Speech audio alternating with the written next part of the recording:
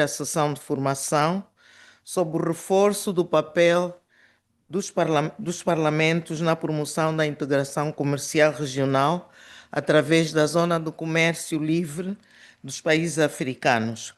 Subordinado ao tema, o papel dos parlamentos na política comercial na negociação à fiscalização.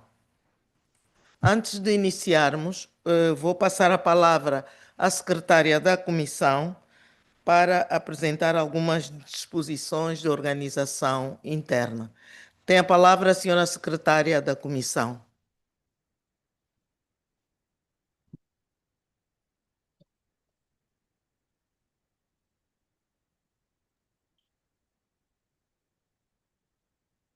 Judith, we don't have translation, actually.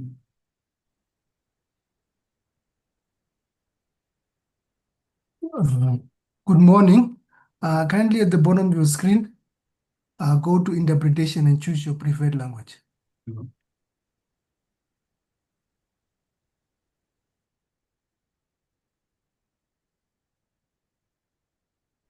bottom right. Yes. So if you cannot see it at the bottom of your screen, click on the more icon and choose interpretation. You should see a list of languages. All right.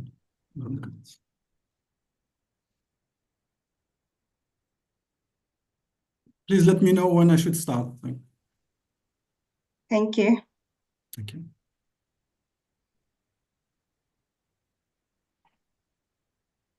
Thank you, Honorable Chair, members of Parliament from SADC National Parliaments who have joined this meeting, Her Excellency Ms. Boyema Sokhoma, SADC PF General Secretary, and all SADC PF staff, representatives from UNCTAD, staff of national parliaments, distinguished participants, ladies and gentlemen, I wish to make the following housekeeping announcements.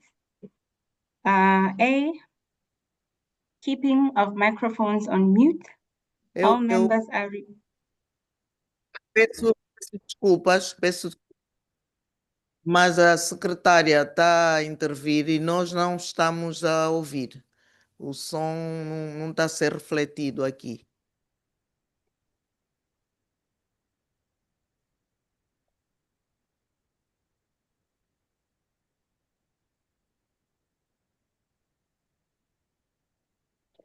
Eu assim ouço muito bem, mas não vi a secretária, não ouço a secretária da comissão.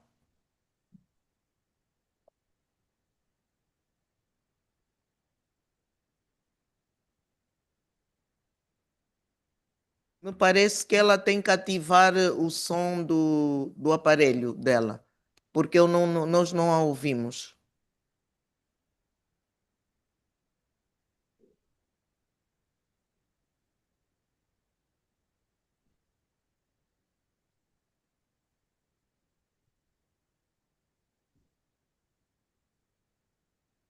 Thank you, Honorable Chair. I'll raise my volume now. How's my sound now?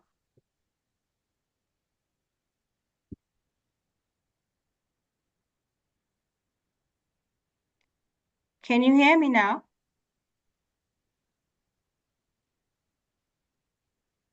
Eu assim ouço perfeitamente, mas não ouço a secretária da comissão.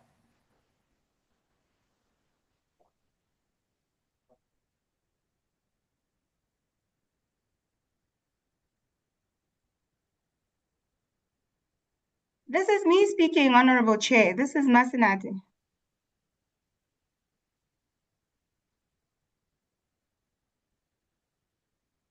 Sim, mas então não traduz. Ela já estava a falar e você não traduziu aquilo que ela estava a falar. Podemos começar agora. Vou dar novamente a palavra à secretária e vamos então começar.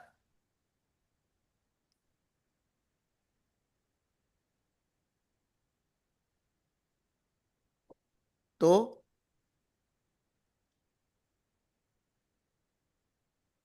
Thank you, Honorable Chair. Obrigado. The first housekeeping announcement. May we keep our microphones on mute at all times? We have interpretation in all 3 languages.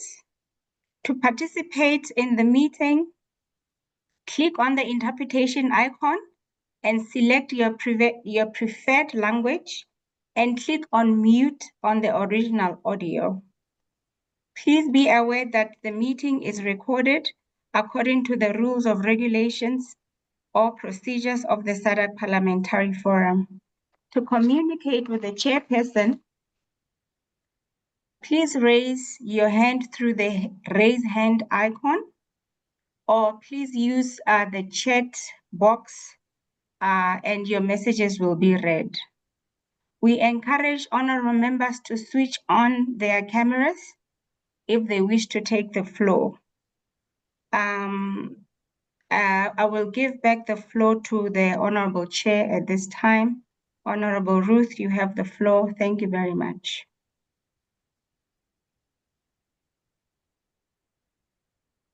Muito obrigada, senhora secretária Mecenate.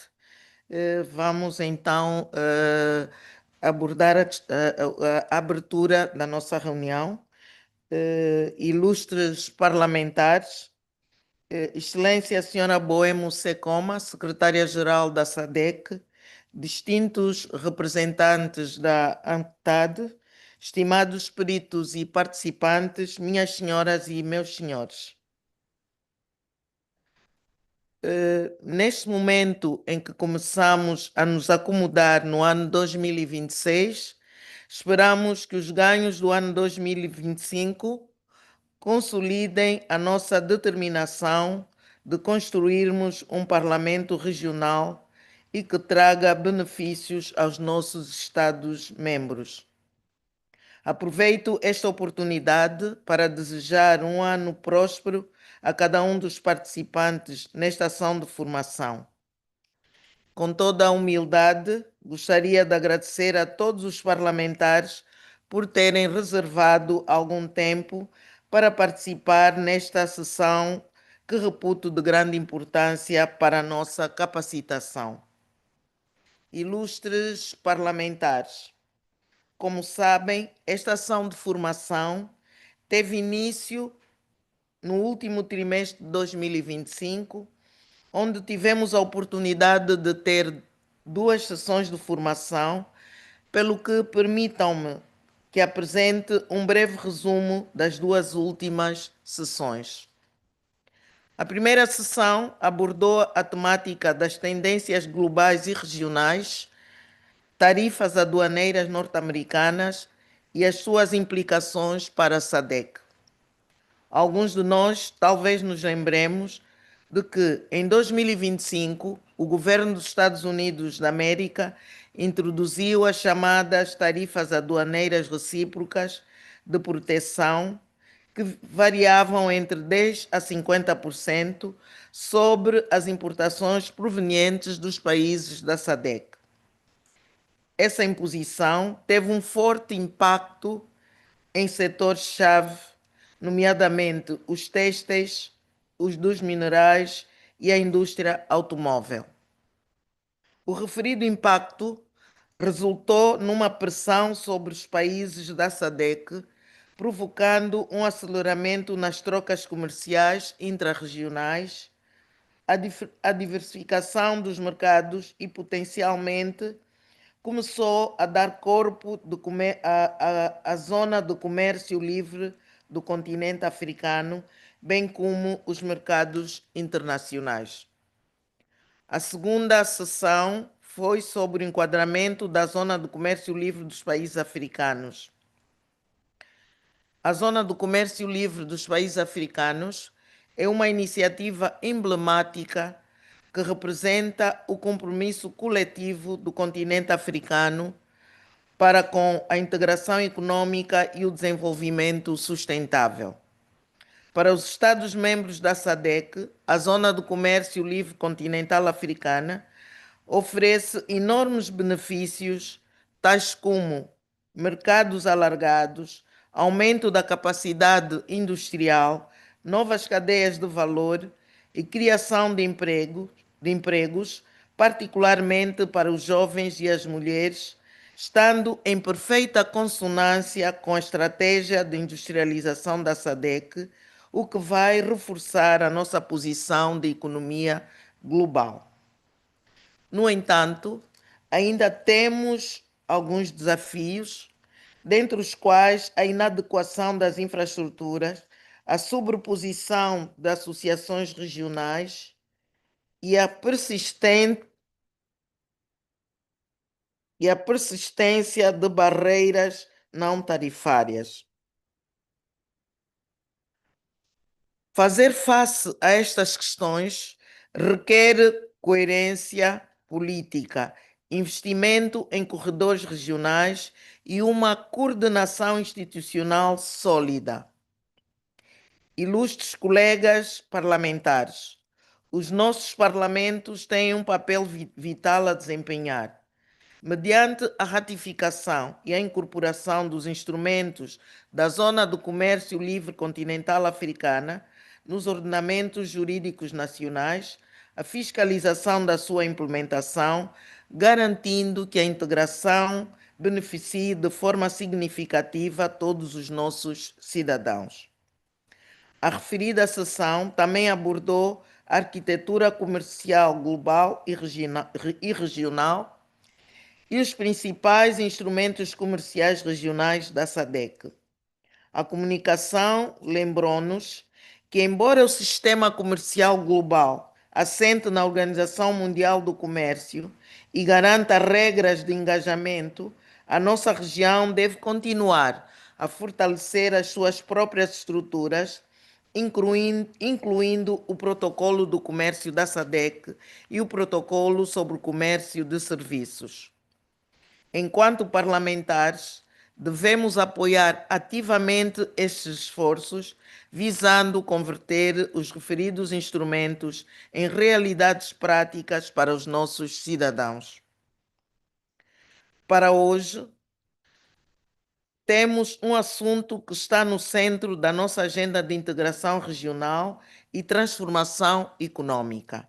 Trata-se do papel dos parlamentares na política comercial, que vai da negociação à fiscalização. A política comercial já não é um domínio técnico reservado aos negociadores e economistas.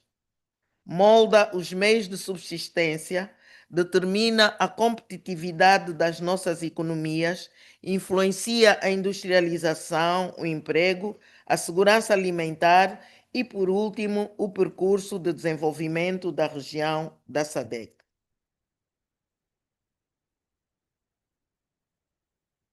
Como representantes eleitos pelos nossos povos, os parlamentares têm um mandato democrático ou responsabilidade constitucional de participarem como fiscalizadores de forma significativa no ciclo da política comercial, porque só assim poderemos avaliar os resultados almejados.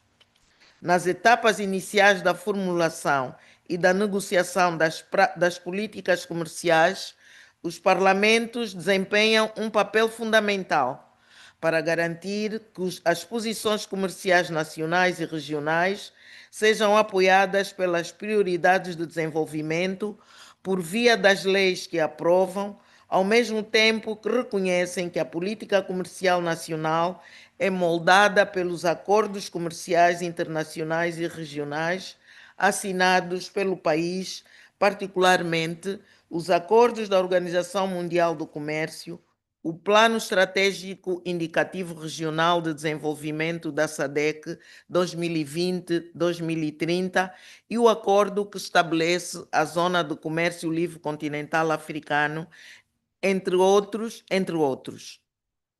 Isto significa que não se pode subestimar a importância do engajamento parlamentar na análise dos mandatos de negociação, na avaliação dos potenciais impactos econômicos e sociais e na garantia do alinhamento com os planos de desenvolvimento nacionais, os protocolos da SADC e os quadros continentais. A fase seguinte do ciclo da política comercial se enquadra na ratificação e a transposição para os ordenamentos jurídicos nacionais. A nossa região conseguiu realizar progressos consideráveis na adoção dos protocolos da SADC e dos instrumentos relacionados com as trocas comerciais. Os parlamentos devem, portanto, defender a ratificação atempada, garantir que a legislação de apoio seja coerente e harmonizada e afetar recursos suficientes no orçamento para a respectiva implementação. Sem esse acompanhamento parlamentar, os acordos comerciais continuam sendo aspirações e não instrumentos de transformação. A fiscalização é o elemento que torna o papel do Parlamento mais visível e impactante.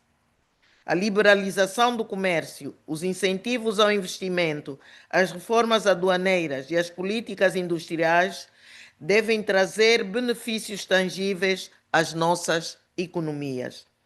Os parlamentos devem exigir responsabilidade, monitorar rigorosamente a implementação dos acordos comerciais, submeter a debate os dados relativos ao desempenho comercial, avaliar receitas, bem como os impactos em termos do emprego, para garantir que o Executivo tenha os resultados almejados em prol do bem-estar dos nossos cidadãos. Os parlamentos podem garantir que os acordos comerciais reflitam os interesses das pequenas e médias empresas, das mulheres e dos jovens que se dedicam ao comércio. Ilustres colegas, é essencial reforçar a cooperação parlamentar no âmbito da SADC. A partilha de experiências, melhores práticas e desafios permite-nos criar coerência, abordar a questão das barreiras não tarifárias e apoiar uma integração regional mais profunda. Ao aprovarmos as leis nos parlamentos, deixamos de ser meros espectadores da política comercial e passamos a atores centrais. O nosso compromisso garante legitimidade, inclusão e responsabilidade da governação comercial.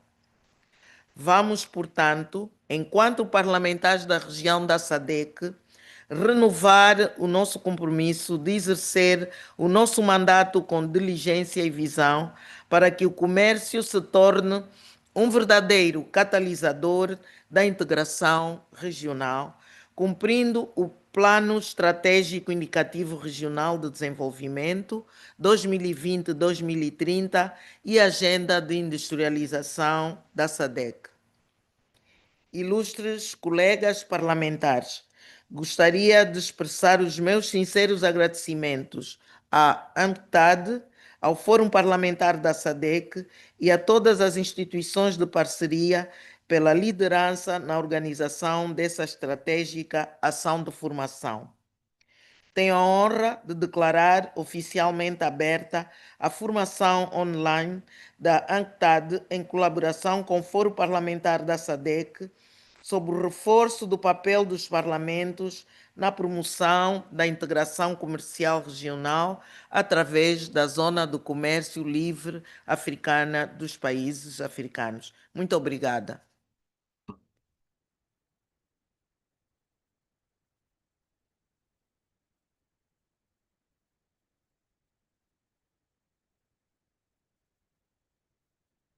Posto isso, vamos então continuar a sessão de formação e chamo de imediato o senhor Khaireddine Ramu a apresentar a sua comunicação sobre negociação e formulação de políticas, mas antes vamos acompanhar alguns dados biográficos do preletor.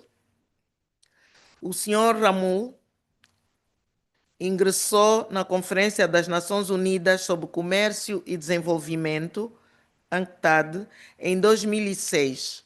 Atualmente é quadro do Departamento de Sistemas Comerciais, Serviços e Economia Criativa da Divisão do Comércio Internacional de Bens e Mercadorias. Antes de ingressar na UNCTAD, foi diplomata de carreira de 1988 a 2006. Ocupou o cargo de diretor adjunto de cooperação com fundos e programas das Nações Unidas e agências especiais do Ministério de Negócios Estrangeiros da Argélia. De 1996 a 2000, foi conselheiro das missões permanentes da Argélia, junto da ONU em Nova Iorque, e de 1992 a 96, e em Genebra de 2000 a 2005. Foi professor associado, ministrando um curso sobre o Sistema do Comércio Internacional para estudantes de pós-graduação na Universidade Internacional de Genebra, uma instituição do ensino superior privado sem fins lucrativos. O Sr. Ramu tem um mestrado pela École Nationale d'Administration, conquistado em 1985 na área de diplomacia e relações internacionais. Senhor Ramu, tem a palavra e pode iniciar a sua preleção. Muito obrigada.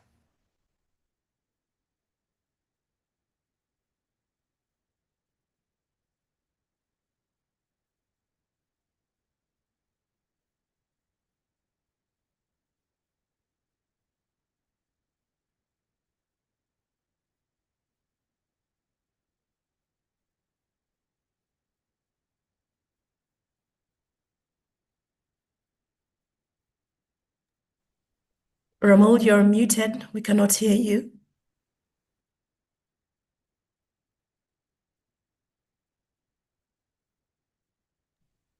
What about now? Is it okay? Yes, we can. All right. Thank you so much.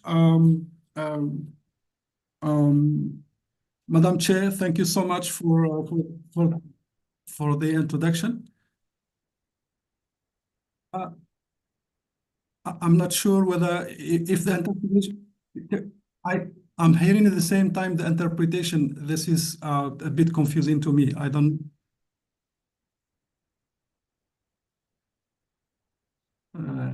I don't know if the interpreter have a means to just make sure that I can't hear them. All right, thank you so much. Thank you, Madam Chair, for the introduction and for the overview on the 2025 achievements in the context of the AFCFTA. And we are glad, actually, as UNCTAD, to be invited to the SADC Parliamentarian Forum. And we are honored, actually, to be part of this training. Thank you so much for inviting us to this training session. Again, I would like just to start with saying we don't have the pretension to lecture members of the parliaments. It is rather to be seen as an interactive session whereby we as UNCTAD be able to share with you some of the experiences we have with countries, and we don't have, we are not having a panacea on how to design and negotiate design trade policy and negotiate trade agreements. We rather try to put between your hands some of the experiences we have either in the Africa region or elsewhere. So bear with us. We are not in this posture of having the pretension to lecture the honorable parliamentarians and other participants. I think that you see my presentation on the screen, and please let me know at any time that you think that the presentation is not clear, or if there is anything that I need to go through it further than what, because I'm planning not to read systematically all the slides. It will be long, but I will try to focus on some of them to ensure that we keep with the time frame and with the time limit that we were given. So as you can see, I have the outline, and I'm sure that also the slides have been distributed to the participants, and my understanding it was also there was a possibility for them to be translated into into French and Portuguese. This is my understanding. I hope I'm not wrong. Now, very basic thing, which is how we define a trade policy and why we need a trade policy. Normally, every and each country would have a trade policy, or at least some rules and regulation related to trade. And the purpose, of course, is to ensure that the nation's trade, especially foreign trade, is running smoothly. And at least this is the aim of any trade policy, a sound one, is to ensure that there is a balance in its trading with its partners, and this is the very purpose of any trade policy, is to ensure that the country is in command of an international trade that is responsive to the needs of the country. Of course, there are many types of trade policy, but let me focus on either you have a national one, and then in the context, for instance, of the RTAs, and a case in point is the AFCFTA. So you could have also a collective trade policy. And normally they should be mutually supporting, in the sense that the national trade policy should benefit from the collective one, and vice versa, in the sense that there should be an alignment between national and regional or sub-regional trade policies, especially in the case of the FCFTA. And I understand from the introduction of the chair this morning that efforts in this context are being made to ensure that most African countries are aligned, or at least striving to do this, to ensure this coherence between national and the regional approaches. Of course, to apply or to implement a trade policy, there are some key elements that are needed when the trade policy makers are considering, a design of trade policy. They should know that they have instruments and tools that are available for them. And most of the time, we give the example of the regulations when it comes, for instance, to tariff, the import and export quotas, rules of origin, and trade subsidies, and so on and so forth. So a trade policy actually emanates from a vision of a country, but it needs also instruments to be put in place in order to ensure that trade policy is efficient and is working in the direction that benefits the country. And most of the time, when we talk about the tools of trade policy, the first thing comes in mind is the non-tariff measures. We call them NTMs. This term is actually preferred than TBTs, because in some cases we use also the jargon of technical barrier to trade.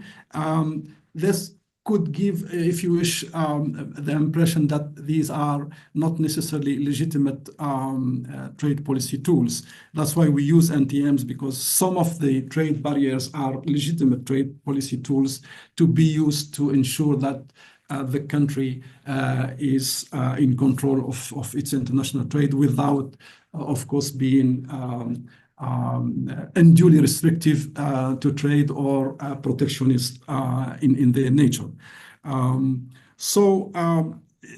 This is, if you wish, the departure of any trade policy that we need to be able to use those instruments while keeping the openness of the trade and using legitimate tools that are allowed. Especially if the countries, and most of the African countries, are already WTO members. So the legal framework of such NTMs should be compliant or consistent with WTO disciplines. And if you look into the, if you wish, the jurisprudence and the legal aspects and the WTO agreements, the WTO itself actually does not prohibit NTMs. But like I said, it makes sure that they serve legitimate policy objectives. They are least trade restrictive. They should be transparent.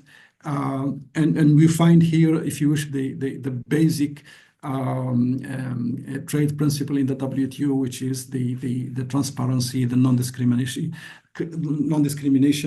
and of course, and in the case of the SPS, for instance, they should be scientifically justified. And of course, I don't want to dwell much on the details. I mean, regarding the reference to the main and core WTO agreements covering NTMs, especially GATT 1994. We have the prohibition of quantitative restrictions, quotas, import bans.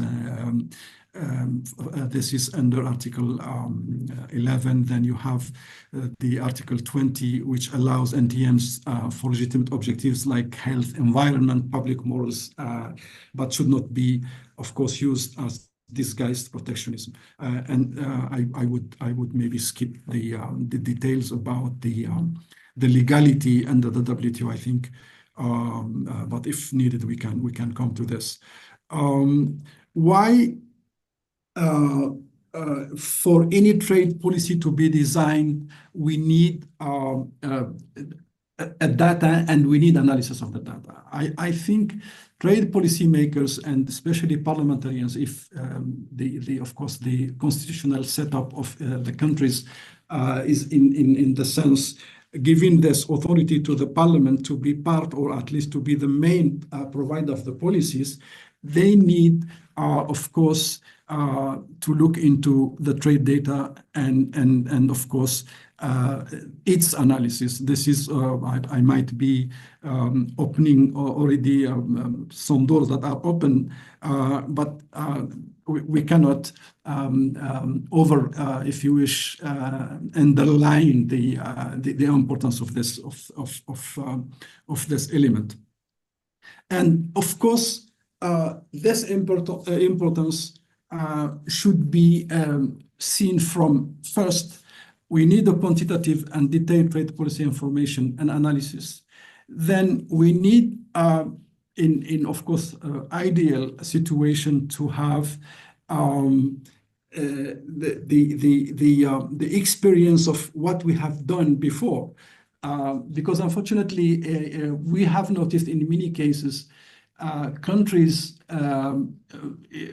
are sometimes rushed into negotiating or concluding agreements without having either a proper analysis on the effects of this agreement or this trade policy, or they are not, if you wish, aware of the past experiences.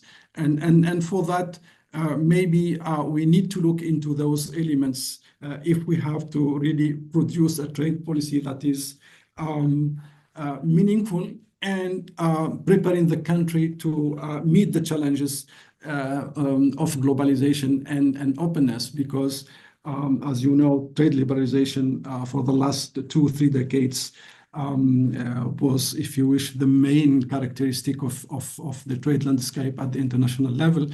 But unfortunately, it has also its downside, especially in the context of the African countries. The adjustment costs were actually very heavy and sometimes problematic. Since we are in a context of the AFCFTA, again, I would not maybe lecture you on this because you are on the ground and you are following the process since its start. But it seems that taken by, if you wish, if we look at the pace of the integration at the sub-regional, of course, sub-regional levels, in the Africa region, it would seem to be that some are more advanced than others, and I'm of course aware of the fact that there are political efforts to try to, in a way, have most of the sub-regions engaged in the FCFTA process, but keeping in mind the fact that Africa is home to the majority of LDCs, and the need to find the right balance to, in a way, to take into consideration the specific needs of the majority of African countries is very important if we have to have an FCFTA really efficient and delivering for the majority of the African countries. This is very important to bear in mind the differences and the level, the development level in this continent. Now, I emphasize the need to have a very, if you wish, a careful attention to the issue of analysis. Then the question would be, what should be analyzed?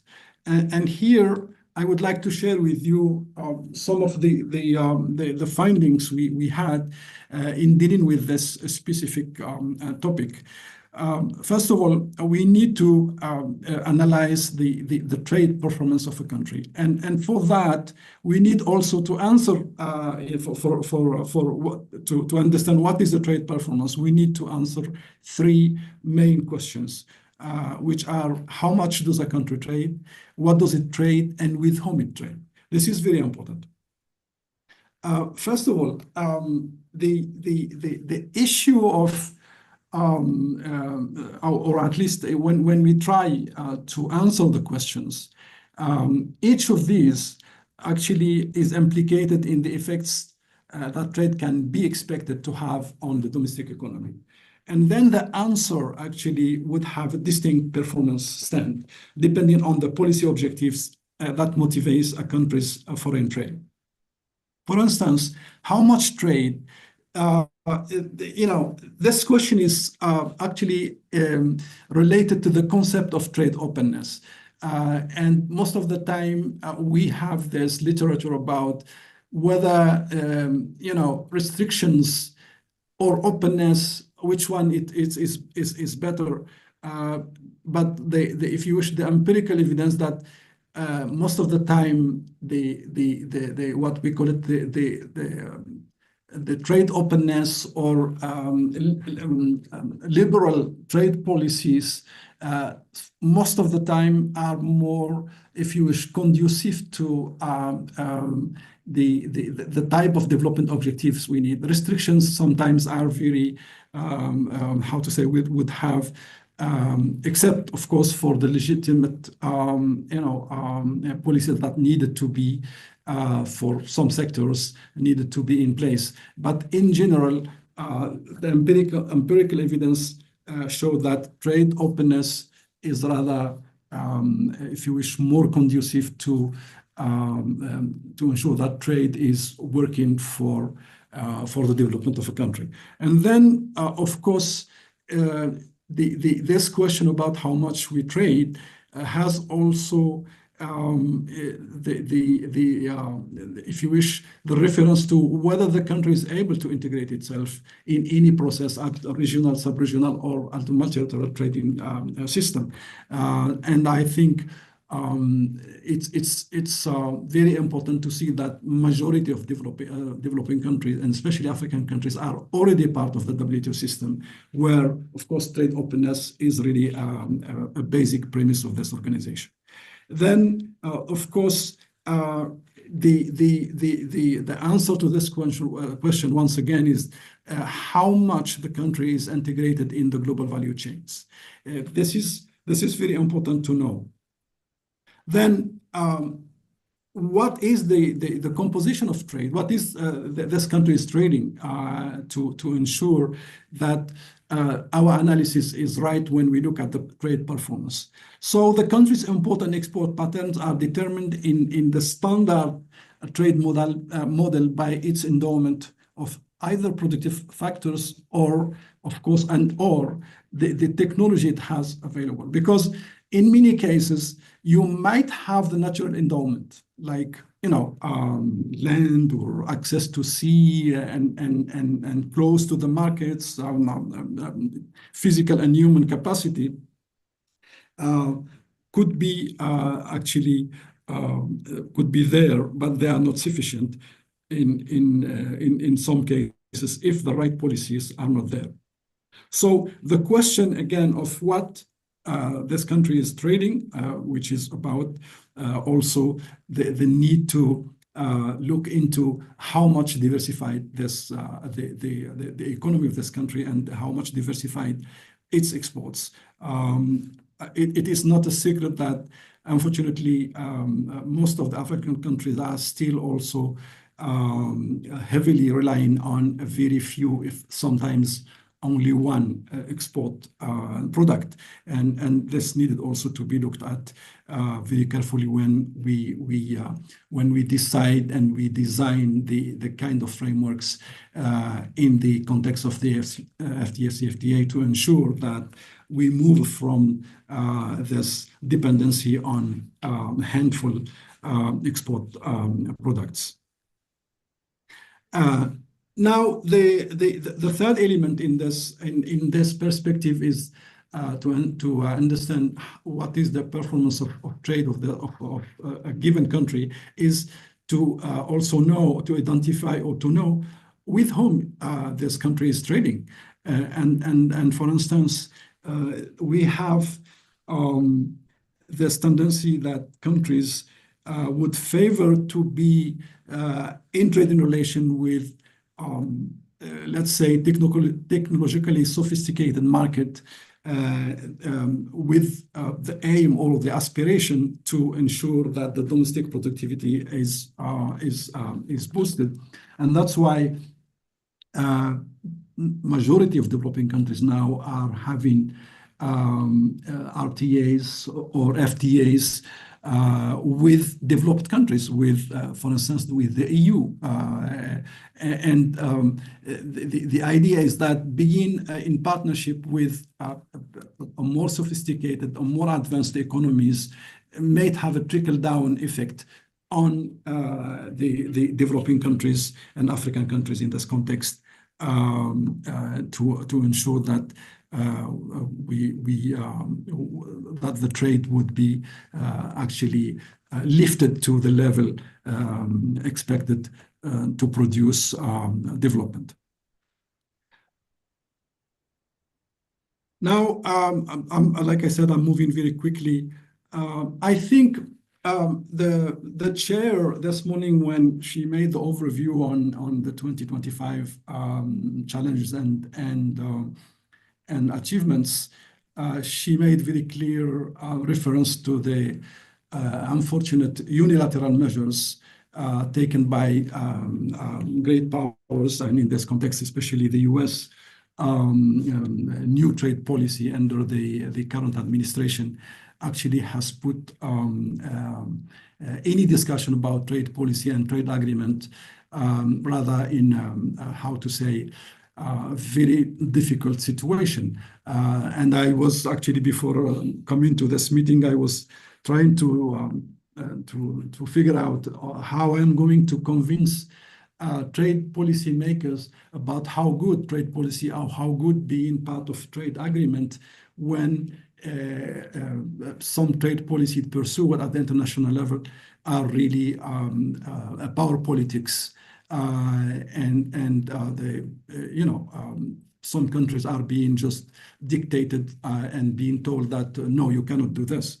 So it's very, very difficult situation. We need to agree on this, and I think the chair also detailed also some of the efforts at the regional level, at the Africa region, on how to mitigate the effects of such new power politics affecting, in particular, the trade through unilateral tariffs that are imposed on poor countries, and actually not only harming the bilateral and regional, it is now questioning the very existence of institutional arrangements like the WTO itself.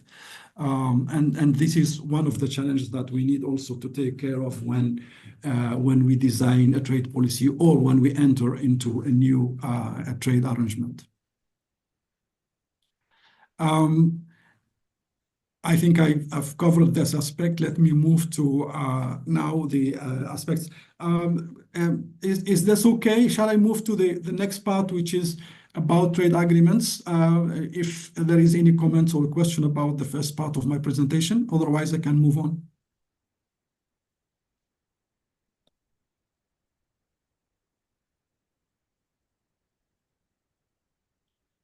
Fine. I move on to the second part of my my presentation, which is regarding the proper negotiating framework in the context of either regional or otherwise trade arrangements. Normally, we advise as UNCTAD, based on, like I said, our field experience, that the framework needs to be carefully designed, and in this context we need to put some clear criteria on about the scope of the activities that should be part of any negotiating process. Then what is at the at the domestic level, what would be the chain of command? Who has the final say in designing or in entering into a trade agreement? Then the need to have a clear division of labor among if you wish, the country's government ramification and institutions, including the public-private organizations. And then, of course, based on the constitutional setup of even each country, there is a need to ensure that the parliament would have the primary role from the start before embarking into any trade negotiations agreements. Then one element, again, I'm not saying extraordinary things, but we found that in majority of the cases when countries are entering trade agreements negotiations, some key stakeholders are not necessarily systematically involved, or at least at the early stage. And this is actually a key and a very sensitive issue for any trade agreement to have later on the success and produce the developmental effects.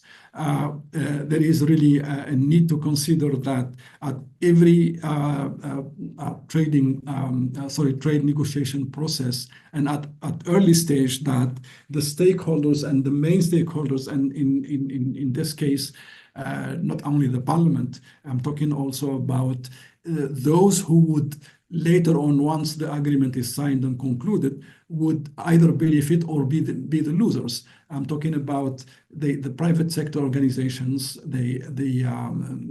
if you wish, the different sectors that are concerned by the trade agreements.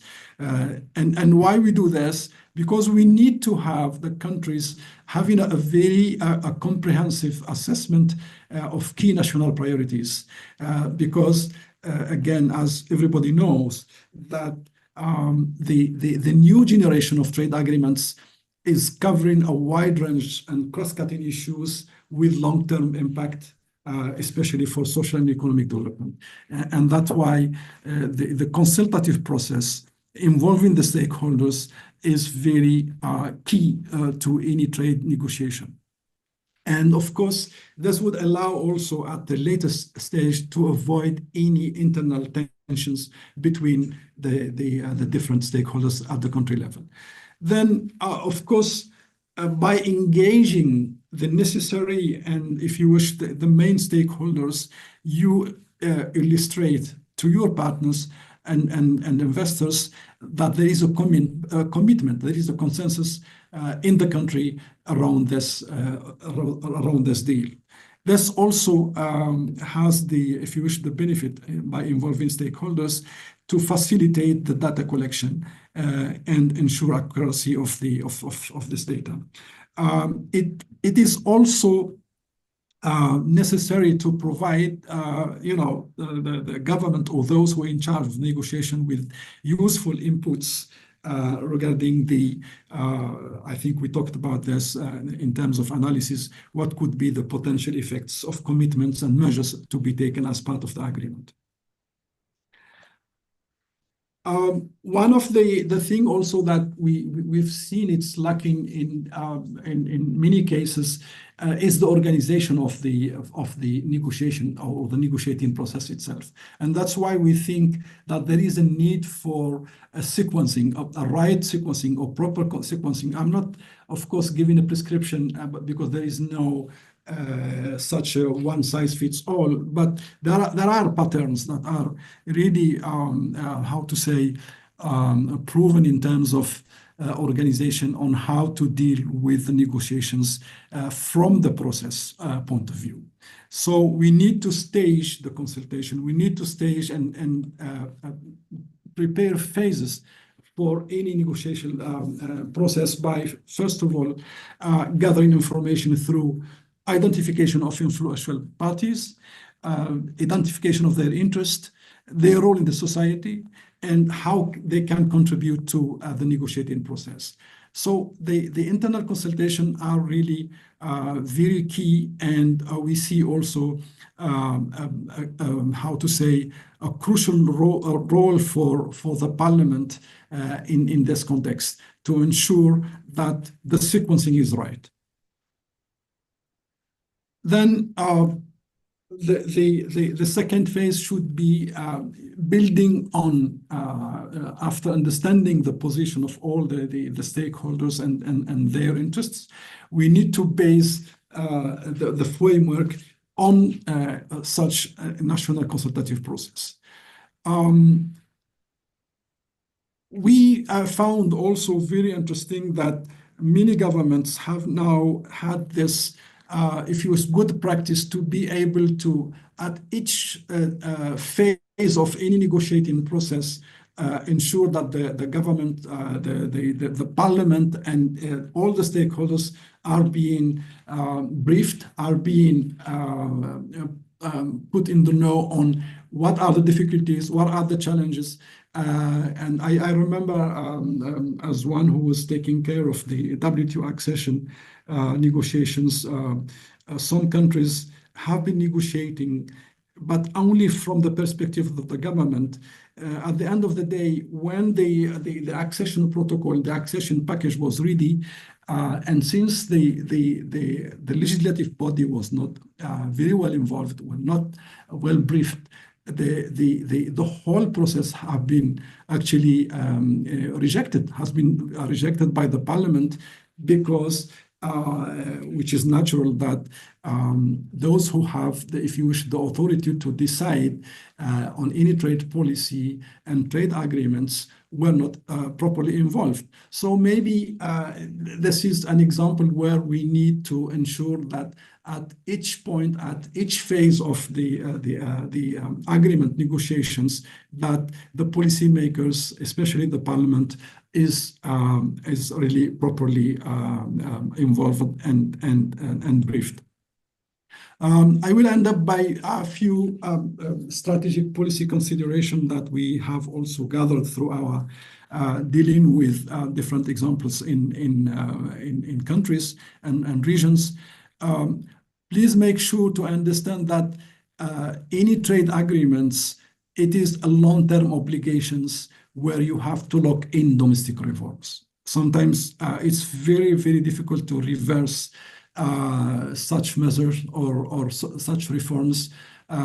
So you need to be aware of the fact that a trade agreement could lock in for long-term your policies. Then you need to really have a deep dive and extensive work to ensure, for instance, that trade-related legislations are in place. If they are not, you need to amend the existing ones, to promulgate a new one, establish a trade policy consistent legislation to enforce the trade agreement implementation, because we've seen also this disconnect sometimes between the trade agreement that was concluded and the domestic legislations. And this is causing lots of difficulties for a country to ensure the overall coherence between its national and international obligations. Then, of course, you need to develop the right institutional frameworks, and especially the necessary human resources that is there to be able to administer and to govern and implement the agreements once they are signed. Of course, the capacity building, either it is done nationally or with the help of international organization, and I think UNCTAD has been in this perspective offering its support to African countries, and we are still ready to do this. One major consideration, please note that and you know better than anybody else, since you are on the ground, that international trade negotiations are among the most complex. Take the example of Doha. You know, we are still struggling with the process that started in 2001 because of the complexity of issues, because not only, of course, the political and tensions and trade wars are, if you wish, some of the elements that are complicating the exercise, but still the complexity and the technicality of trade agreements is really something that needed to be looked at carefully. And in this, you need to look who and with whom to influence the, if you wish, the agenda, how to manage the conflicts, how we stage the process, how we create the coalitions, and the leverage that you have to have between, between topics are under the negotiations. Some of them, like for instance, take the example of agriculture. It has been a very toxic, if you wish, element in different negotiations, especially under the Doha framework. So to end up, please make sure that for the negotiation, you need to prepare and well, and we have for this, schematically, we are talking about the CORC, CORC, which is Commitment, Organization, Resources, and Coherence. Of course, I more or less spoken to the issue of organization. In many countries, we found that little attention is being actually accorded to the issue of resources. You cannot have a negotiating team without proper funds to sustain the negotiating team, because there are travel, there are negotiations taken outside the countries. So a proper resources that is devoted. I understand the difficulties for poor countries to mobilize resources, but I think there are ways to circumvent this, but this is very important element if you if you aim for a very efficient negotiating process. Resources are very important. Let alone, of course, the issue of coherence. The final slide. Please note that normally negotiations should be based on a well-defined and clear negotiating mandate. And this is the role of, obviously, in majority of the cases, this is the parliament that, in consultation with the government, that would give a negotiating mandate. You cannot send a negotiating team without a clear and well-defined position based on authoritative decision by the right decision makers. And then, of course, normally any negotiation should be at the referendum, in the sense that the last say or the outcome of any negotiation should be referred to at the end of the day to the authorities to be able to agree or not. And this is again the parliament role. I will stop here, Madam Chair, and I'm sorry if it was maybe opening, like I said at the beginning, doors that are already open. We wanted just to refresh and share with you some of the findings throughout our experience dealing with countries. Thank you so much.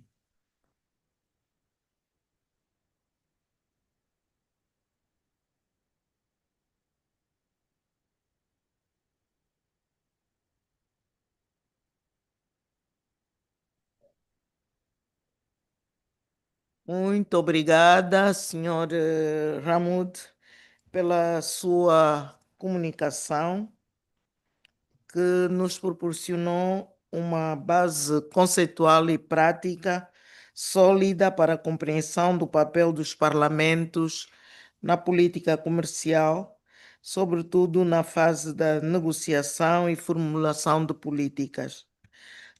Destaco a clareza com que a comunicação descreveu as ferramentas de política comercial, incluindo tarifas aduaneiras, medidas não tarifárias e instrumentos regulatórios, e a maneira como as encaixou no quadro jurídico da Organização Mundial do Comércio. Portanto, para nós esta clareza é fundamental, para nós como parlamentares, uma vez que reforça a necessidade de garantir que as medidas de comércio nacional possam atingir objetivos legítimos das políticas públicas, ao mesmo tempo que evitam um protecionismo disfarçado e continuam a cumprir as obrigações internacionais. A comunicação também destacou os desafios emergentes, nomeadamente a digitalização e o crescente unilateralismo no sistema comercial global. É também importante o facto de colocar no centro das atenções o quadro das negociações e a coordenação institucional, incluindo consultas com as partes interessadas e a sequência das negociações. Este aspecto refere-se diretamente ao papel de fiscalização do Parlamento, no sentido de garantir a coerência, a transparência e a titularidade nacional das posições de negociação. Os nossos agradecimentos à UNCTAD por esta comunicação profunda e cheia de ideias elucidativas, e por isso encorajamos os nossos colegas parlamentares a promover estes ensinamentos no nosso trabalho parlamentar. Muito obrigada e peço uma salva de palmas para o Sr. Ramu pela brilhante comunicação. Vamos de imediato passar para a segunda comunicação da senhora Taisuke Aitu, que vai apresentar a sua comunicação sobre ratificação, implementação e fiscalização. Antes disso, vou apresentar alguns dados biográficos da preletora. A senhora Taisuke Aitu é chefe da secção de sistemas comerciais da Divisão de Comércio Internacional e Mercadorias da Conferência das Nações Unidas sobre Comércio e Desenvolvimento. Lidera o trabalho de uma equipa responsável pelas preferências comerciais e pela cooperação comercial Sul-Sul, e esteve envolvido nas negociações que levaram à formação da Zona de Comércio continental livro-africana. Possui um mestrado em Relações Internacionais pelo Instituto de Estudos Internacionais de Desenvolvimento em Genebra. Senhor Taisuke Aitu, por favor, tenha a palavra para apresentar a sua comunicação. Muito obrigada.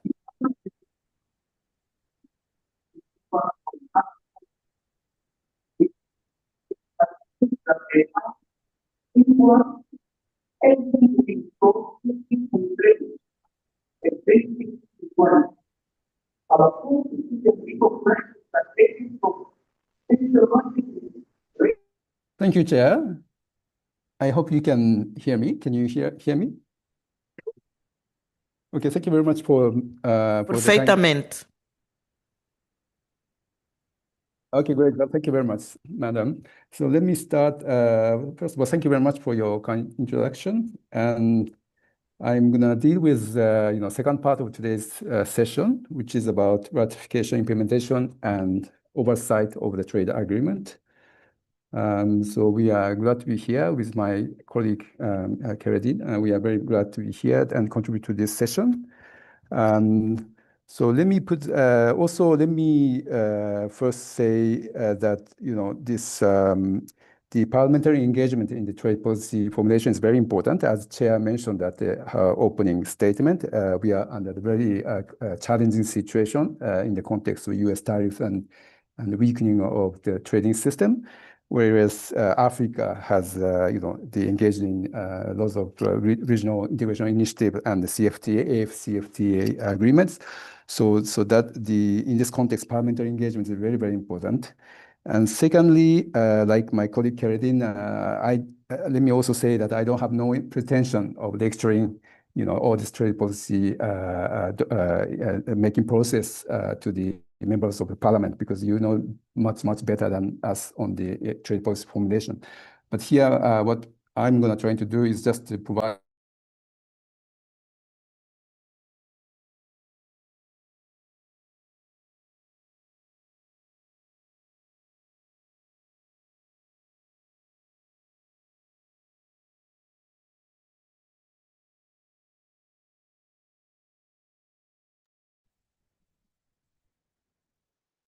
Muted. You are muted.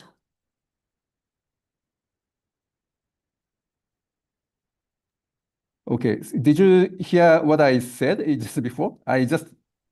Probably the last 30 seconds we did not hear it. 30 seconds. Okay, no, just I want to say I was going to say that we don't have no pretension of lecturing the honorable members of parliament on the policy making process, as you know better than us. And also under the current situation, parliamentary engagement is very, very important, and we are glad to contribute to this session today. So this is just to show you the content of my short presentation. I'm mindful of time, so let's try to be brief. So I'm going to go through, provide you first the overview of the process of trade policy, process following the signing of trade agreements.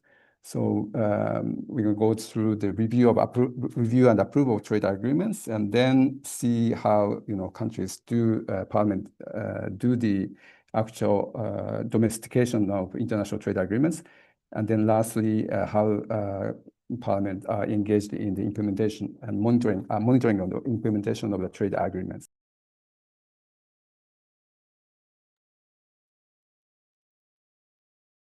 Yeah. Okay, so this is just a kind of diagram just to show you visually the whole process, starting from the negotiation of the trade agreements, and then to the review of the agreement and the ratification approval, and then it goes to domestic legislative alignment, and then finally implementation and oversight. So our discussion in this presentation will start where I think my colleague Keredin has ended. So that he talked about on the importance of engaging in trade negotiations. Parliamentary engagement in trade negotiations, how to structure that process. So my presentation will focus on the subsequent process. So the first, there's a review of the trade agreements, which might have been signed by trade negotiators. And then next, I'm going to talk about ratification. Am I making myself heard? Can you hear me clearly? Is that okay? We can hear Yes, Tai, go ahead. Okay. Yeah, okay, so let me proceed. And then talking about the domestic implementation of the trade agreement, and lastly, the oversight of the, the monitoring of the trade agreements following the implementation, the final implementation. So this process is very important.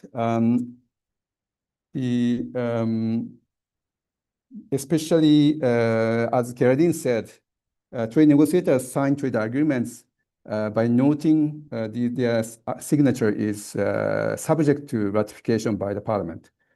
So the countries need to express their consent agreement to be bound by the agreement which they have their trade negotiators and government has signed through ratification.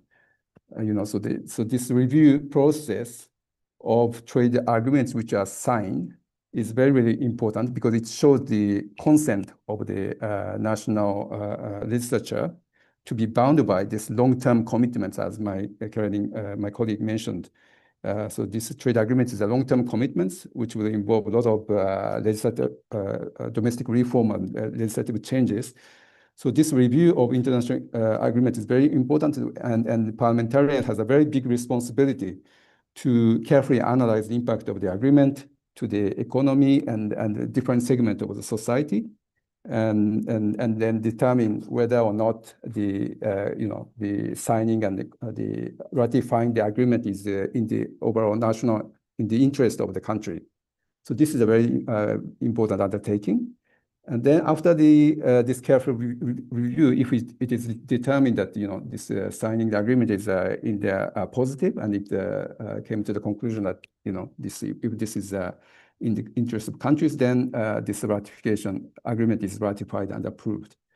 And then afterwards, still, Parliament has a very good responsibility to kind of incorporate that agreement into domestic legal system, because having international agreement itself doesn't necessarily mean the implementation of the agreement. You need to change the customs law and other regulatory systems. So that's where Parliament has a big important role again. And then afterwards, once the agreement has started to be implemented, then still there is a continuous process of reviewing the status of implementation and adjusting the implementation arrangement. So that Parliament has a very, very important role throughout this process. But let me just think about why does it matter for parliamentarians to get involved in the trade policy process? I think this is already, as my colleague mentioned, trade policy changes has a very important impact on domestic economy. It affects many people, and because trade policy changes or market opening has kind of distributional consequences. So it will create winners and losers, and some sectors may gain, but others may lose. And also the overall economy will be affected. If the agreement leads to deindustrialization of the economy, then there is a less limited prospects for development. So this overall impact is also affecting many people, which are your constituent to your member of the parliament. So it is very important to address those overall economic consequences, as well as very specific impact on different segments of the population and society. And secondly, I think the parliamentary involvement is very important because it gives kind of democratic legitimacy to the final agreement. So it shows the country's commitments to be bound by international agreement that they have signed to, and that shows the kind of that signals countries' commitments to the opening of the market and domestic policy reform. And lastly, this trade policy parliamentary participation in the trade policy making is very important in terms of balancing trade openness and domestic priority, because simply opening up market doesn't mean it's not a good. It is the key issue is to make sure trade agreements contribute to the domestic economy. So in that sense, parliamentary engagement and the review is very, very important. Okay, so this is the case. This is a kind of snapshot of the situation in the some of the SADC member countries. In all cases, I think we had a quick review of their national structure, and then in all cases we see parliaments has a very important role in the negotiation of trade agreements, as well as review, ratification, and domestication and implementation of the trade agreements. And that is the case with South Africa and Namibia to Zambia, Mozambique. Although individually their legal system may be different, but in the overall, the parliament has a decisive role in this whole overall process. So you have a very important role to play in this process. So now, especially you are at the very important juncture, because in Africa, AFCFTA has been concluded and started to be implemented actually. And so this is a very big undertaking, important undertakings. And so the parliamentary engagement is very important. And at this stage, I think we have most of the AU members have already signed the agreement and also ratified the agreement. So that means most of the SADC countries, actually, I think all countries have already ratified the agreement itself. But still, parliamentary engagement remains important because even if you have completed ratification, the domestication, I mean, legal incorporation of agreement will continue. So you need to be engaged in, the modification of laws and implementing tariff changes and a reduction of tariffs and introducing new laws on services and investment. Because AFCFTA is not only trading goods and services, but it also includes other topics like investment, intellectual property rights and competition policy, and also digital trade and trade women and youth. So that means even if you have already finished ratification, but you will continue to introduce new laws, modify laws, and then implement new regulatory system. And therefore, this continued importance of, so that shows continued importance of parliamentary engagement in this process. Okay, let me now quickly go to some of the concrete steps. So we already mentioned the review and ratification of the trade agreement. Here, we are looking at the example of South Africa, for instance. In this process, in order to ratify trade agreement in South Africa, you need to, submit this agreement to the assembly,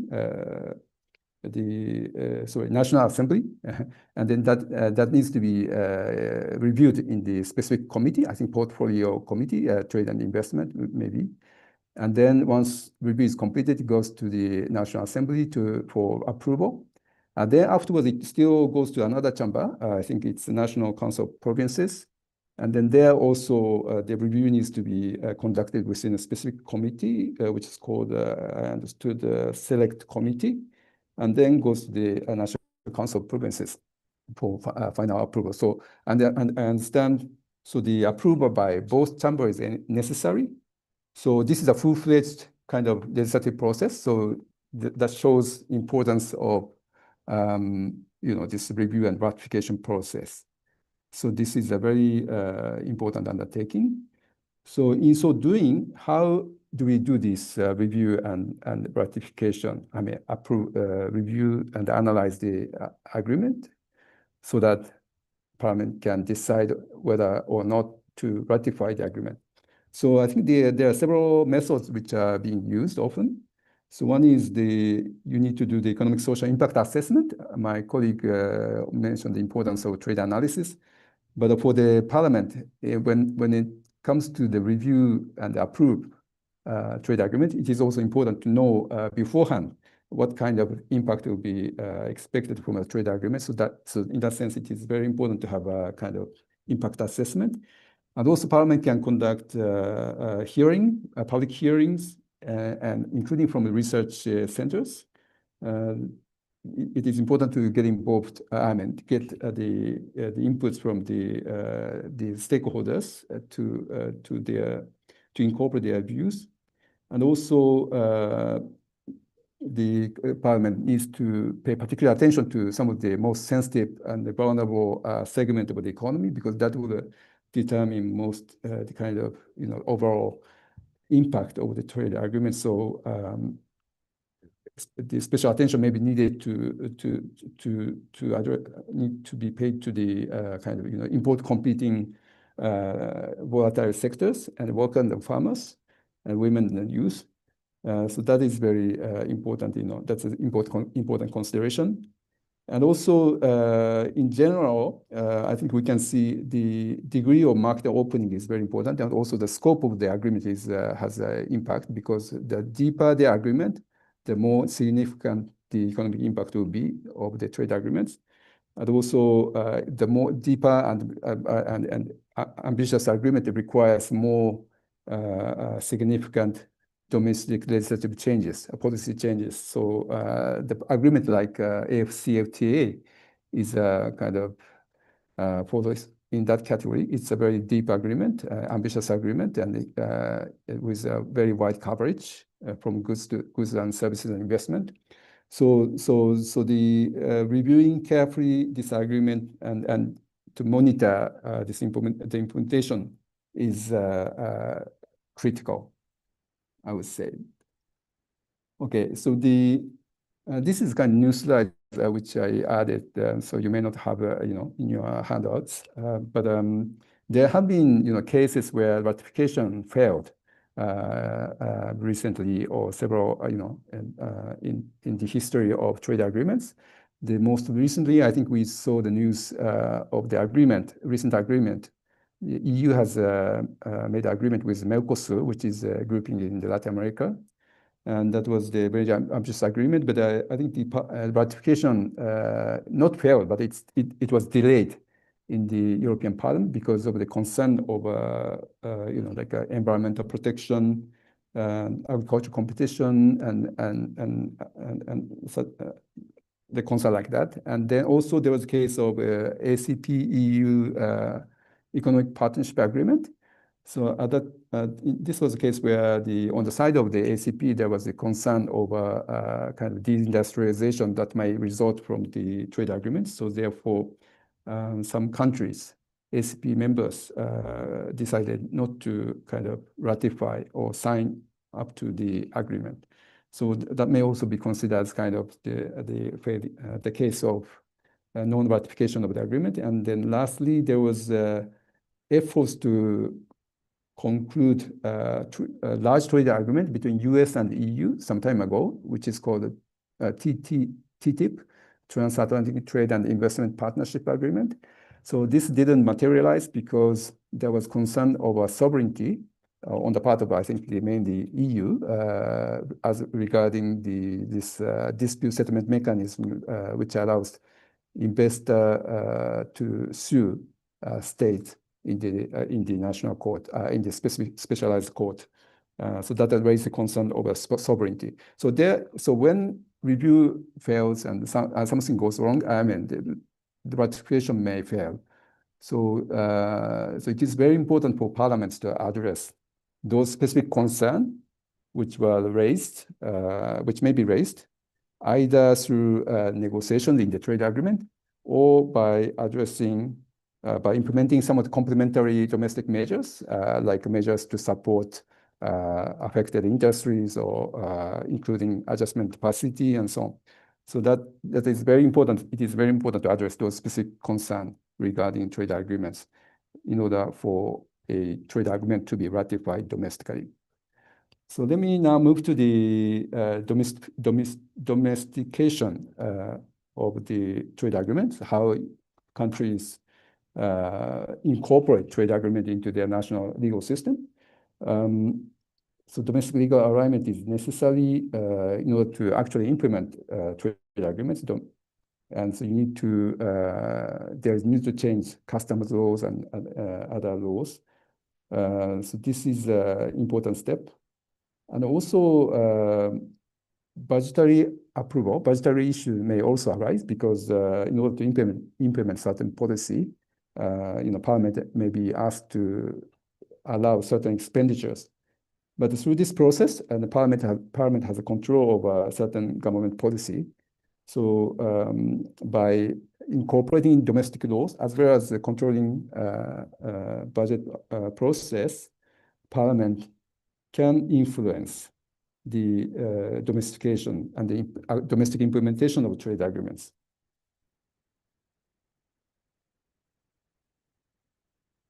So this is just an example again of some of the domestication process. For instance, this is the case of in terms of tariffs. Once agreement is signed, you need to change customs law to amend customs law, and then that change needs to be advertised and notified in the official gazette. So this is a kind of long process, and there's need to follow through this reform process. And also not only legal changes, but also there is a need to consider, kind of the overall policy package to actually take advantage of trade agreement, as well as address some of the, the possible negative impact of trade agreements. So I think many AFCFTA countries have opted to adopt this implementation strategies, which were I think mostly conducted by agencies like ECA and the African Union and the other agencies. So here I'm showing the example of Zambia. So in this study, I think they identify some of the key elements of addressing and taking elements to address, the key concerns of trade agreement of Zambia in the AFCFTA. So there is a strong emphasis on export promotion, value addition, and poverty reduction, and also the establishment of some national implementation committee. So I think this is Parliament may have a role in this, the formulation of this policy package and then into the implementation of the strategy. And lastly, when it comes to the monitoring of the implementation of trade agreements, I think the Parliament has very important role in the monitoring carefully the implementation status and then addressing any adjustment needs in discussion with the government. So here Parliament has different tools to use. They can use different approaches. So again, you may engage in committee hearings, and you can invite government ministers and agencies to address questions to them, and so that they may be held accountable on the results of the trade agreements. And also there's much research needed again for to monitor and assess the state of implementation. And then in the case of Europe and in the United States, for instance, there is a kind of a research support mechanism, which is called European Parliamentary Research Service. In the case of the US, there is a Congressional Research Service. So they provide kind of analytical inputs to the parliamentary discussion.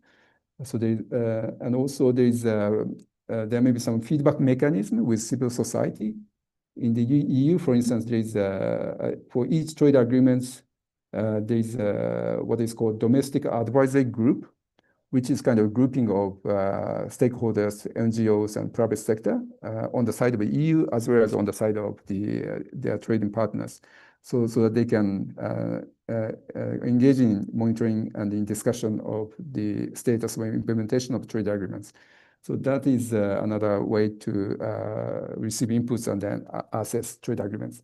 And also, lastly, there's this SADC Parliamentary Forum, like this kind of regional discussion with the inputs from different agencies and experts is also kind of instrumental to the monitoring of the trade agreements. Okay, so the monitoring is important not only to make sure that trade agreement is actually implemented, but also they have their impact to the vulnerable segment of the society is carefully addressed. So these include small-scale farmers and SMEs and informal cross-border traders, for instance, and women and youth and rural communities. So those are often disadvantaged in the trade, as a result of a trade agreement, and it is very important to keep close eye on the impact on those possible vulnerable segment of the society. But in doing so, although Parliament has a very important role, but still they have also challenges. I think one of the challenges Parliament faces, technical complexity of trade agreements, as the trade agreements covers many issues, and some of them are very technical, like SPS, TBT, services, and investment. So those expertise may be limited and not easily available at the national level. And also in the national parliament, there are different views and different positions, and then balancing different views at the national level is also maybe difficult. And also Parliament faces very short time frames. You are asked to ratify trade agreements which were negotiated over the decades, and you are asked to ratify it in the several weeks and months. That is very short.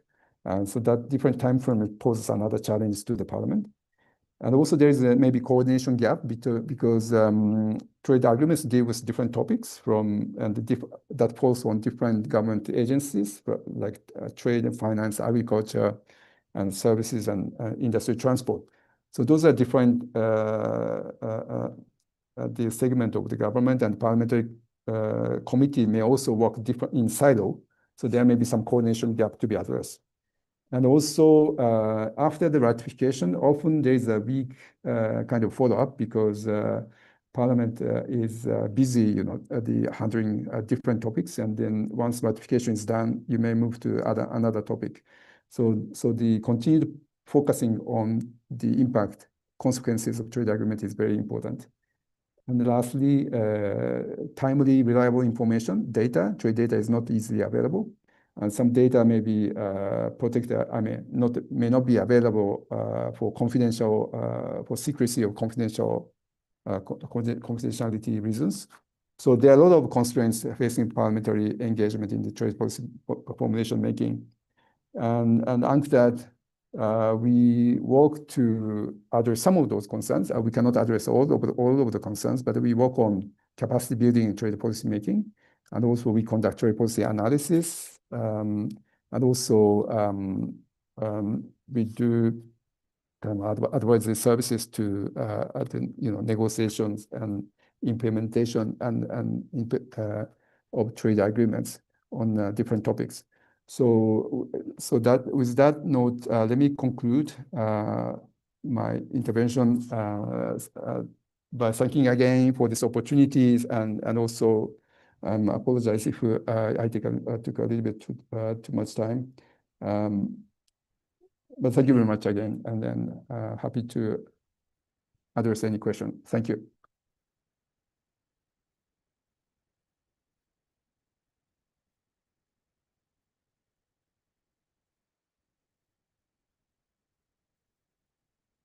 Apresentação.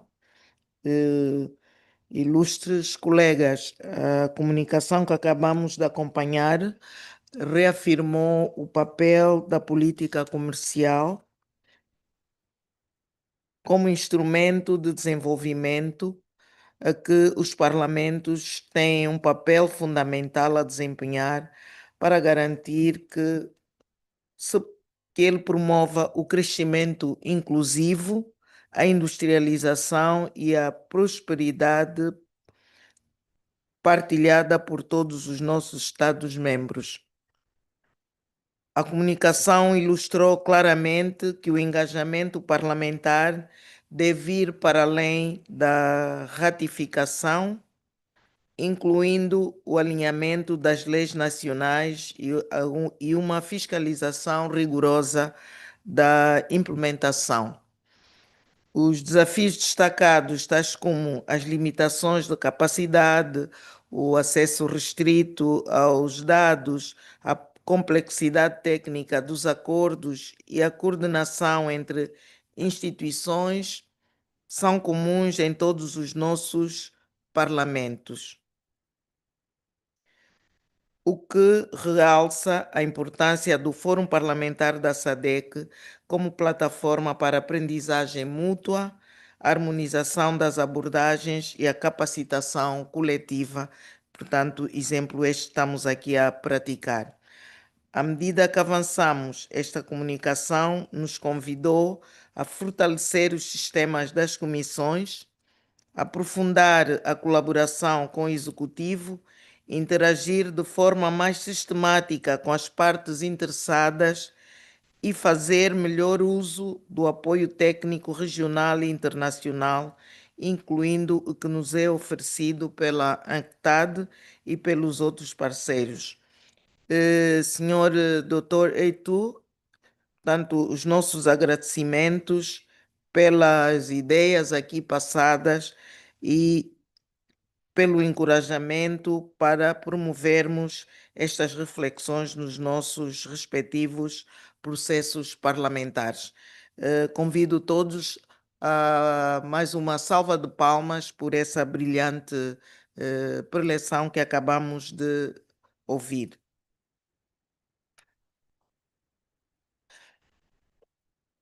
Posto isso, vamos então ter um momento de perguntas e respostas. Pensamos que podemos definir um bloco de perguntas e depois as respostas vão ser apresentadas também a seguir as perguntas que vão ser apresentadas. Portanto, estão abertas as inscrições, seguindo as orientações que já foram apresentadas pela nossa secretária de como se devem inscrever para apresentarem alguma questão. Muito obrigada.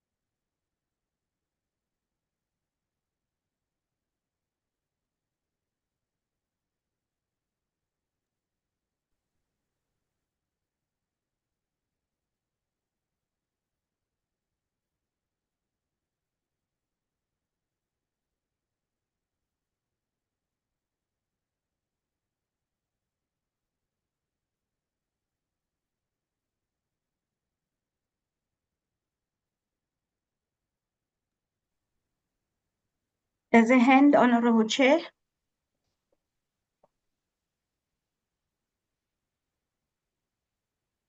Temos aqui uma mão levantada da senhora Clarice Ramana. Por favor, tenha a palavra, cara colega. Merci beaucoup de m'avoir donné la parole.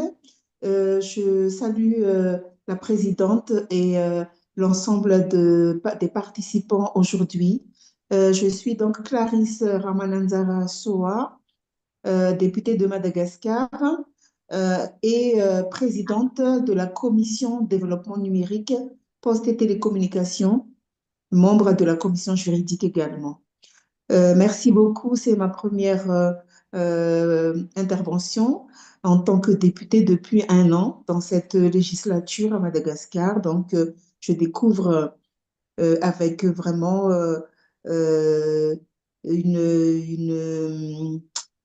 comment dire, satisfaction, hein, les réunions comme ça de la SADC que je n'ai jamais participé. Il y a beaucoup de questionnements pour nous, hein, députés nouvellement élus. Quelle est la synergie entre les différents parlements, hein, au sein de la SADC? Notamment en termes de coordination justement de toutes euh, les accords qui ont été donc signés par nos gouvernements respectifs depuis un certain temps. Donc, merci beaucoup pour ce genre d'initiatives qui sont vraiment très, très importants pour pouvoir vraiment être en phase avec l'ensemble des pays de la sous-région. Ma première question, c'est en tant que présidente de la commission de développement numérique, je n'ai jamais été donc invitée dans les travaux de la SADC concernant la digitalisation et la politique vraiment prônée par la sous-région dans la transformation digitale d'un ensemble de processus que justement nous constatons aujourd'hui qu'il manque des données fiables et que sans données, nous ne pouvons pas du tout avoir une analyse concrète de ce qui se passe réellement. Donc, c'est surtout cette question-là au sein donc des parlements de la SADC. Est-ce qu'il ne serait pas mieux de mettre aussi ensemble, comme aujourd'hui avec la commission juridique, l'ensemble de ceux qui œuvrent dans la transformation digitale, le développement numérique, qui puissent coordonner également leurs travaux, d'autant plus que nous parlons aujourd'hui de souveraineté numérique et je pense que c'est quelque chose aussi que nous devrions prendre à bras le corps pour pouvoir être transversal dans toutes nos actions, notamment dans les ratifications des lois, dans tous les accords commerciaux, dans l'ensemble des actions locales également. Tout à l'heure, j'ai cru comprendre que il est très important de pouvoir analyser les performances commerciales de chaque pays. Et ça, sans digitalisation, je pense que c'est très, très difficile pour nous. Donc, voilà, c'est un peu une façon, un peu pour moi, de pouvoir démarrer justement les travaux de commission développement numérique au sein donc de l'ensemble de la sous-région et de voir comment on puisse concentrer nos efforts pour pouvoir avancer vite dans ce secteur d'activité. Merci beaucoup.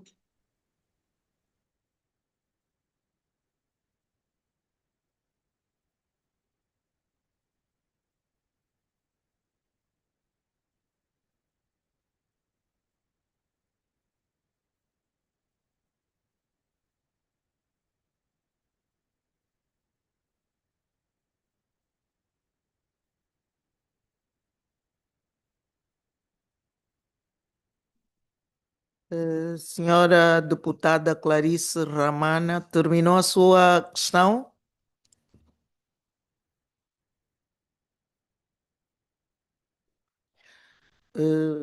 Tudo indica, o silêncio indica que sim. Exactement, Vou passar exactement, então a j'ai fini. Merci palavra à beaucoup. senhora deputada Luísa Damião, de Angola. Muito obrigada, senhora Presidente, pela palavra. Cumprimento.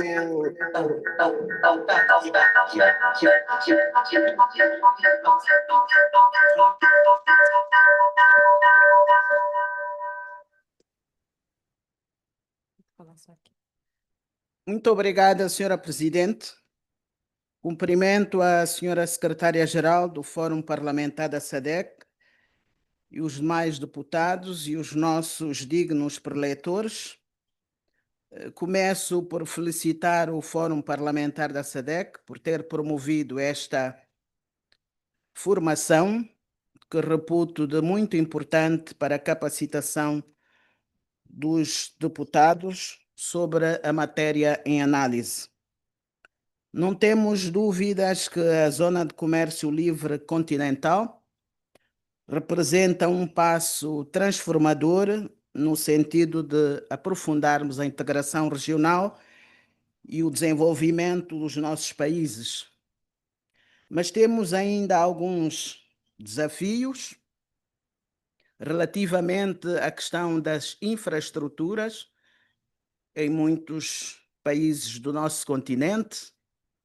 Temos também ainda dificuldades com as comunicações.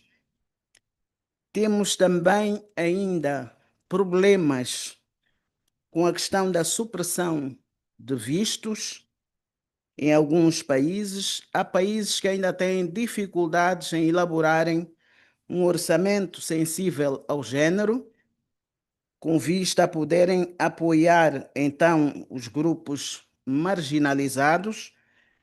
Eu gostaria de perguntar ao senhor preletor qual é o conselho que daria aos parlamentares cujos países ainda enfrentam estes desafios que dificultam, em certa medida, a concretização dos acordos que devem ser implementados. Muito obrigado. Senhora Presidente, agradeço pela palavra. Muito obrigada, senhora deputada Luísa Damião. Eu não vejo aqui mais nenhuma mão levantada por enquanto. E gostaria de pedir ao secretariado que me informassem caso haja mais alguma mão levantada.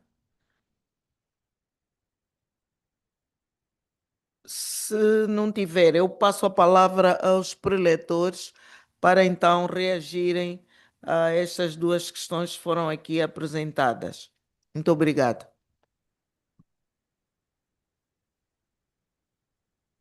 There are no other hands, Honorable Chair.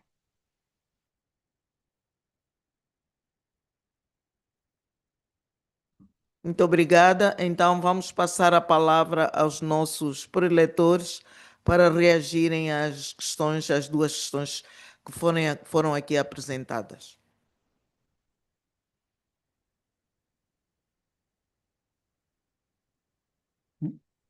Yes, thank you, Chair. Maybe may I start? Kerry, shall I start? Maybe, and then you may take up some of the questions, because thank you very much for the questions and very interesting questions.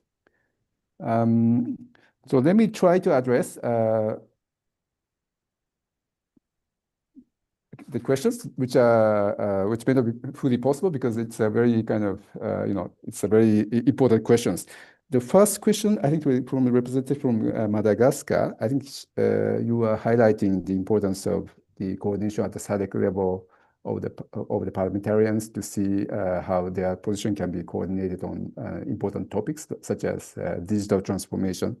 So that I think I agree that it's very important undertaking to see how regionally you can coordinate your policies and approaches to the on particular trade agreements, or the multiple of the parallel agreements ranging from SADC trade protocol to AFCFTA and WTO.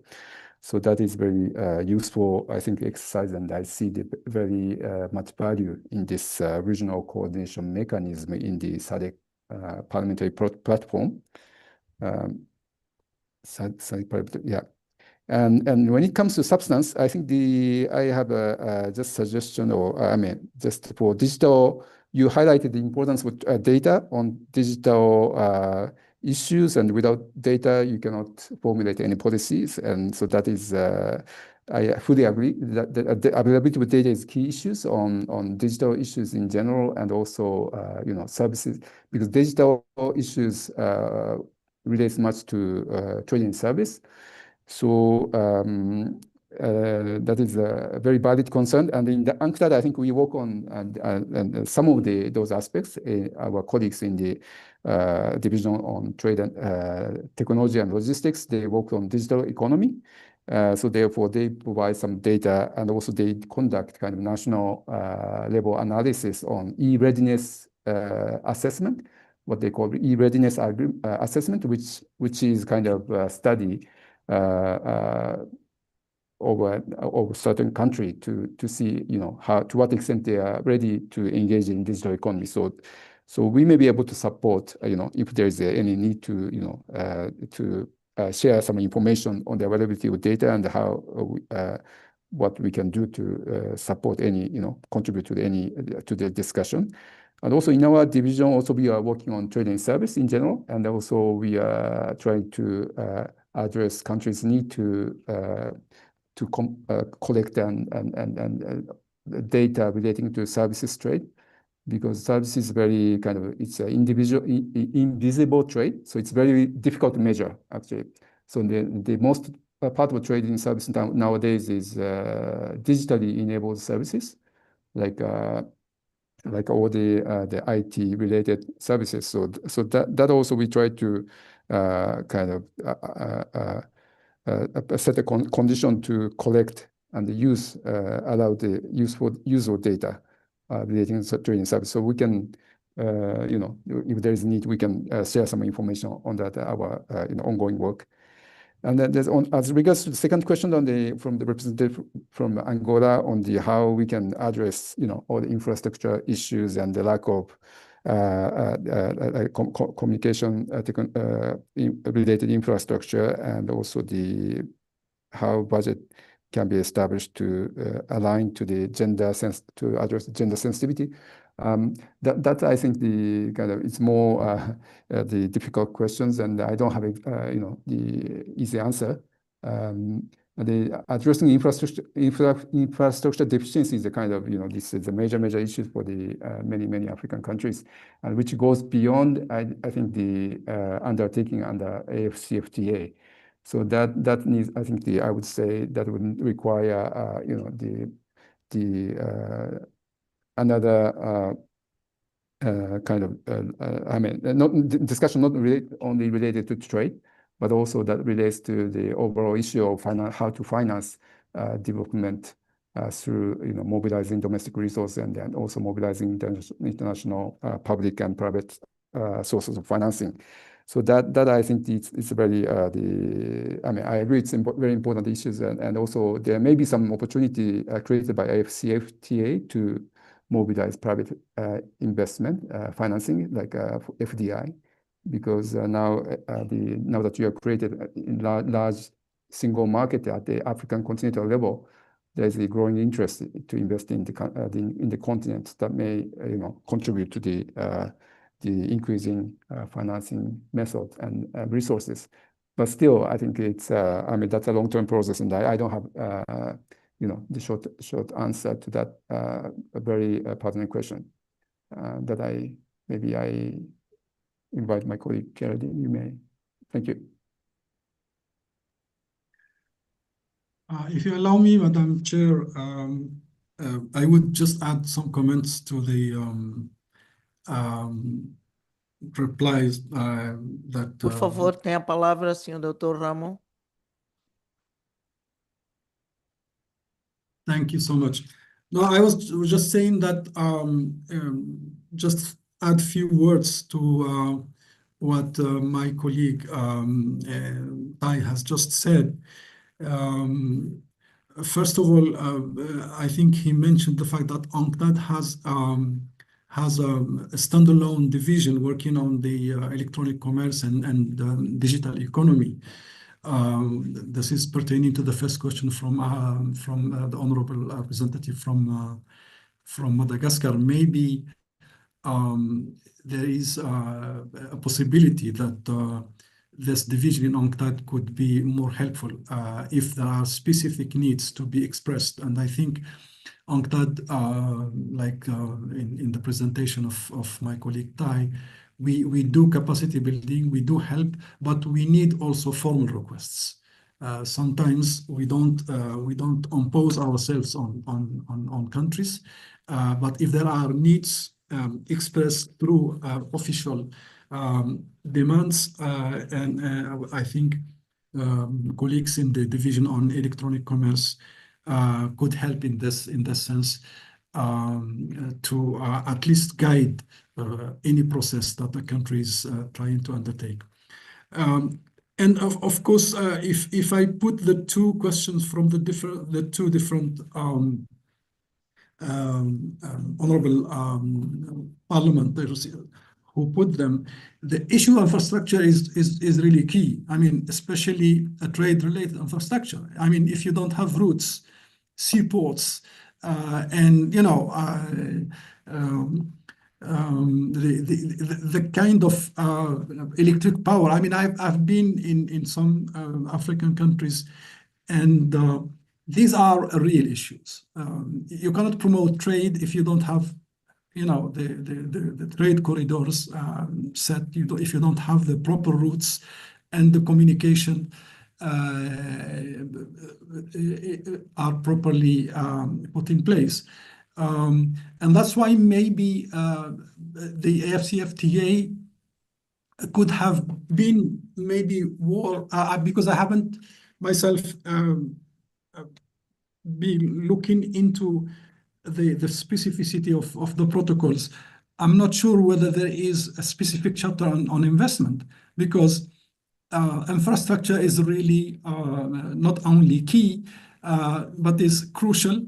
But then it requires heavy investments, building highways and routes and seaports and airports to support the kind of trade promotion. This is very heavy investments, and maybe I don't know whether within the reflection of the FCFTA, at least at this phase, we have given such an importance to this issue.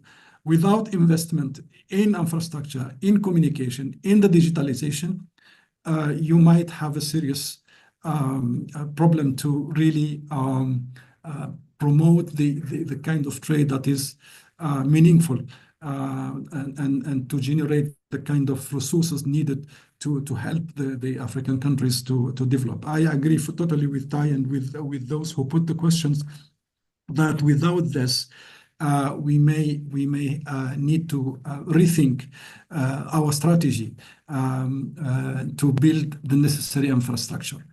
I can't say more. I think it's very obvious. Now, the issue of the visa, I also agree of the fact that some barriers and are not sometimes necessarily linked to NTMs or to tariff or these procedures. Sometimes the red tapes, like the visa issues, especially the business visa, needed to be also taken into consideration. So we set policies to facilitate at least the business community to move around the African region.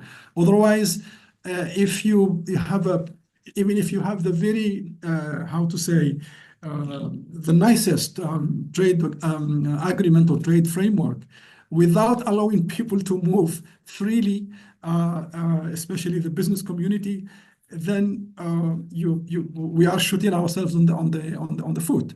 So we need maybe to have also the political courage. I understand that it's not easy issues to handle the border issues, especially the visa, the security related issues.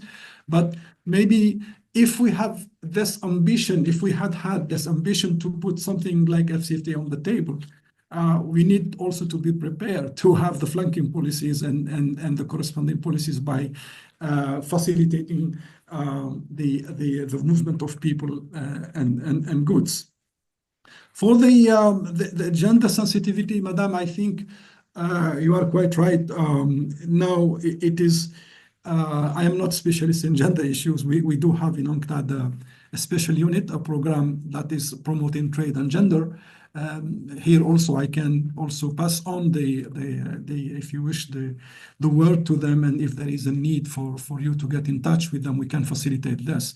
But obviously, having a gender-sensitive kind of trade policy it goes without saying, has become also a priority almost on every government's table. So this is very important, especially in the context of African countries where women are more and more are taking also a lead in many sectors. So I think we need also to craft either within the national policies and why not in the context of the sub-regional and regional, including ARCFTA policies that would promote gender sensitivity in taking care of having involving, of course, women among the main stakeholders in the trade processes.